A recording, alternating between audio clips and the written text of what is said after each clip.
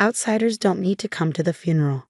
On the night my kind father-in-law passed away, my mother-in-law insisted on a private wake. It's a family ceremony, so outsiders should refrain, she said, leaving all the care of my father-in-law to my husband and me.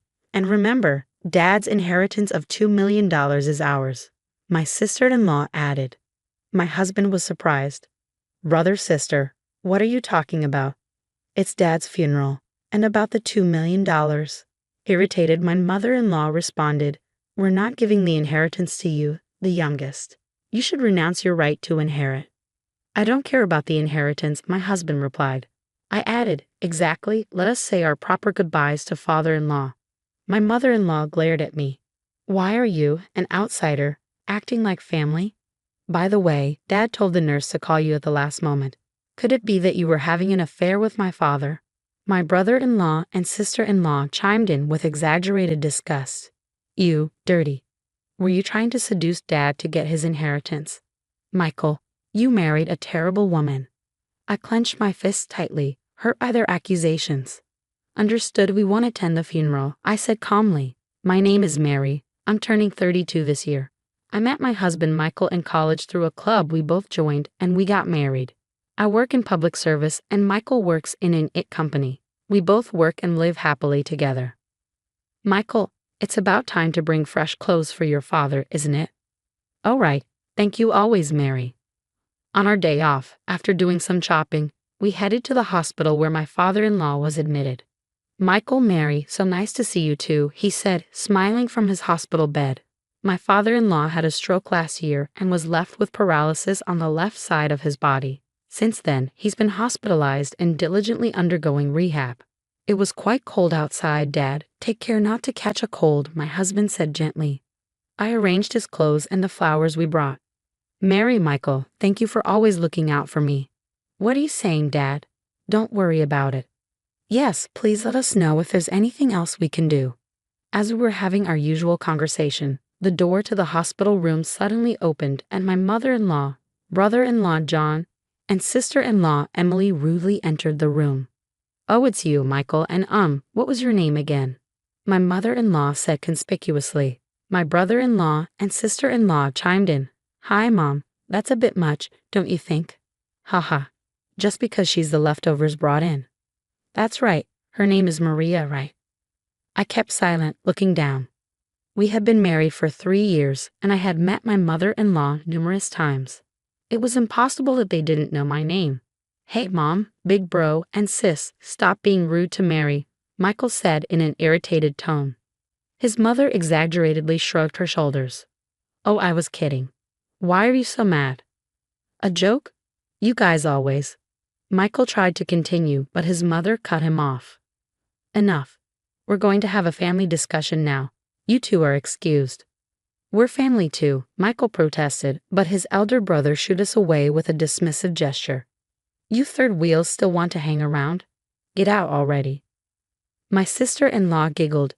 Yeah, this discussion doesn't concern outsiders like you. Michael looked upset. He turned to me and said, Let's go. I bowed to my father-in-law, who was troubled by the situation, and left the hospital room with Michael. On our way home, Michael apologized to me. Mary, I'm truly sorry for my family's behavior. I shook my head and responded, No, you're the one who's truly hurt, aren't you? Michael managed a weak smile at my words. He was born as the third and youngest child. From what he had told me, his mother had always favored his older siblings and ignored him most of the time. His mother never attended his school events like parent-teacher conferences or sports days. While his siblings were always gifted expensive new things, he only got hand-me-downs that were old and worn. Even as a child, he had learned not to ask for anything.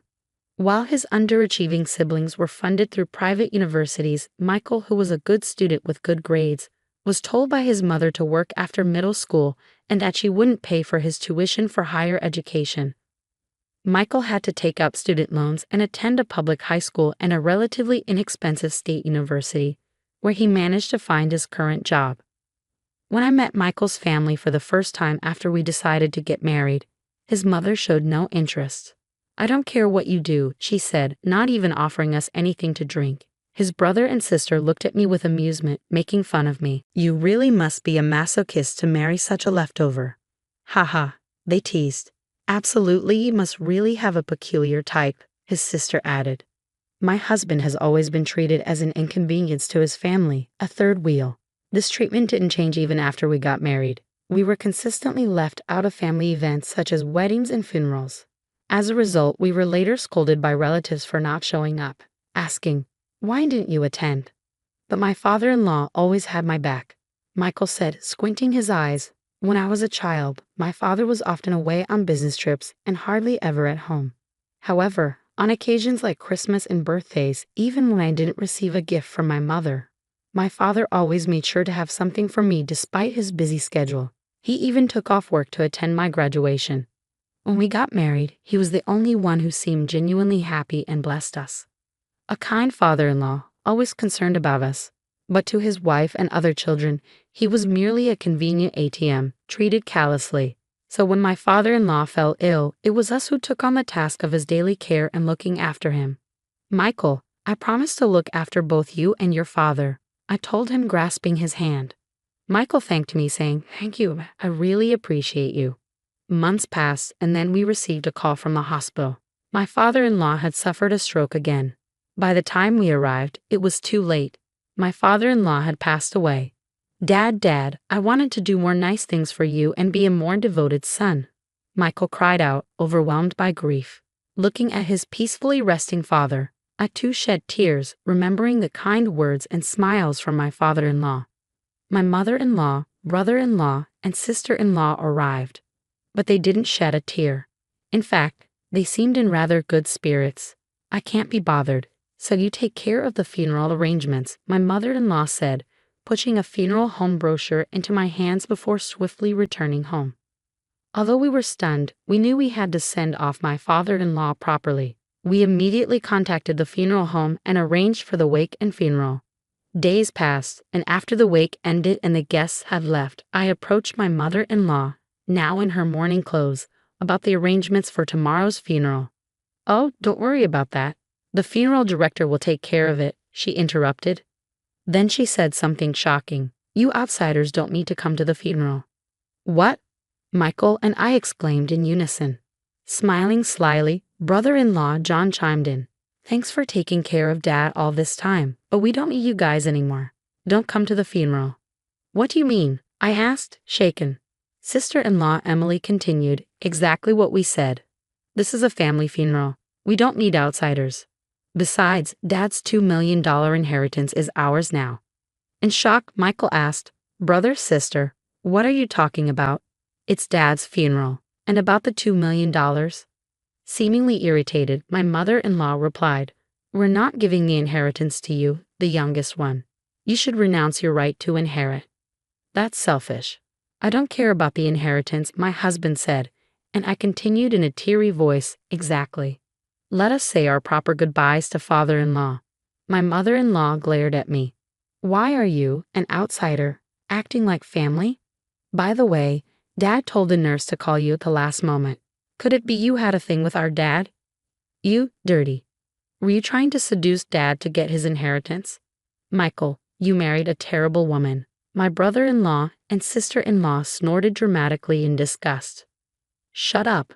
Mary is," my husband started in a voice tinged with rage, but my mother-in-law quickly interrupted him. "A woman who'd have an affair with her father-in-law and a low-life youngest son aren't family. Don't you dare come near us ever again." I clenched my fists tightly. To treat my gentle husband and father-in-law so poorly and even suspect an affair between my father-in-law and me. I couldn't believe such horrible people existed. Just as I was about to burst out in anger, my husband raised his voice. "Enough. How dare you insult Mary? She took such diligent care of him." "It's okay, Michael," I calmed my husband and spoke in a composed voice. "We understand your point. We won't attend the funeral." My husband followed soon, his voice trembling. "Yeah, we can no longer consider you family after being insulted like this. We'll pay our respects to Dad at his grave." Michael and I paid our last respects to my father-in-law and left the room. 2 days later, there were multiple missed calls from my mother-in-law on my cell phone. When I told my husband, he said he'd also receive some. There's no need to answer those calls. Let's just ignore them. Agreeing with my husband, I didn't pick up any of the calls. However, the calls didn't stop. A week later, just as I was thinking of blocking their numbers, my mother-in-law, brother-in-law, and sister-in-law showed up at our apartment. "What do you want now?" my husband rumbled. My mother-in-law began ranting, looking as if she'd seen a ghost. "We just found out that all of Dad's fortune is yours." "How is that possible?" Calmly, my husband replied, "Yeah, a lawyer came by and told us everything." In fact, the day after the funeral, a lawyer had visited us and informed us that my father-in-law had left a will, leaving all his property to us. We had already started the process of claiming the inheritance. You must have thought that as family, you naturally get a share of the inheritance, right? Under normal circumstances, you'd indeed be entitled to a certain percentage, Michael continued. That's right, and yet the lawyer said that we have no right to the inheritance, that everything will go to Michael. My mother-in-law raged. Michael and I calmly replied, "Of course." My father-in-law asked his lawyer to disinherit you all while he was alive. If inheritance gets abolished, you wouldn't even get the minimum statutory share. Then my brother-in-law, spitty with rage, lunged at my husband. "Michael, this isn't fair. The abolishing of inheritance isn't fair." Michael answered with a voice seething with anger. "Bro, weren't you constantly bad-mouthing our frail elderly father, saying he's useless and should be gotten rid of soon? Our dad kept a record of everything while he was alive." That's, stammered John. "And you were secretly using his bank account while he couldn't move, weren't you? That's a fine reason for disinheritance." "How do you guys know all that?" Emily asked, shocked. Our father-in-law collected evidence and arranged for it to reach us and a lawyer. Michael continued with a look of contempt for his mother. "Did you know that a spouse who's been cheating for years can also be disinherited? Didn't you know that your suspicion about my father-in-law's affairs was because you were having one yourself?" Hearing our words, my mother-in-law's face gradually lost its color, turning pale. "It's all because of the terrible things you three did to Dad. It's too late to change anything now," Michael said grimly. Then my brother-in-law suddenly started begging, even prostrating himself on the floor. "Mike, please split the inheritance with me. I need money because my business failed." My sister-in-law also followed him, her face a mess of tears and snot, clinging to my husband's arm. "I apologize for everything. If my husband finds out about my debts, I'll be divorced." Looking down at them, my husband coldly dismissed them.